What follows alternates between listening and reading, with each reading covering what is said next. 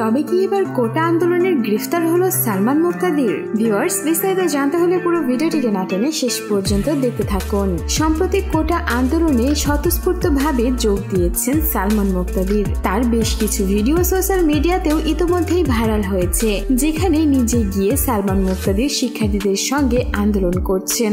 এমনকি আন্দোলন করতে গিয়ে তিনি আঘাতও পেয়েছিলেন। সেই ভিডিওটিও সোশ্যাল মিডিয়াতে রয়েছে। সালমান মুক্তাদিরই এমন একজন মিডিয়া পার্সন যিনি সবার আগে এই কোটা আন্দোলনে সমর্থন করেছিলেন এবং শিক্ষার্থীদের থাকা, খাওয়ার খরচ, এমনকি চিকিৎসার খরচও তিনি যতটুকু পেরেছেন সাহায্য করেছেন।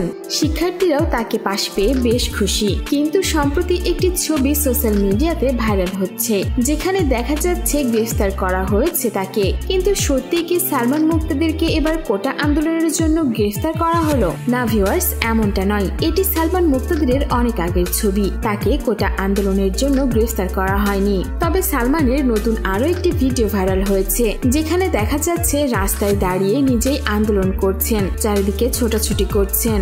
আর এরপর থেকেই জনগণও সালমান মুক্তাদিরকে ভালোবাসায় লুটাচ্ছেন।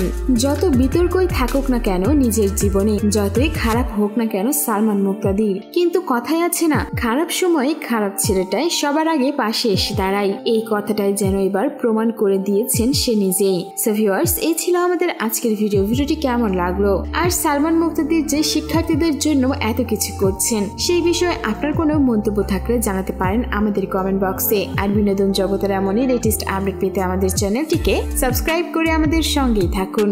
ধন্যবাদ।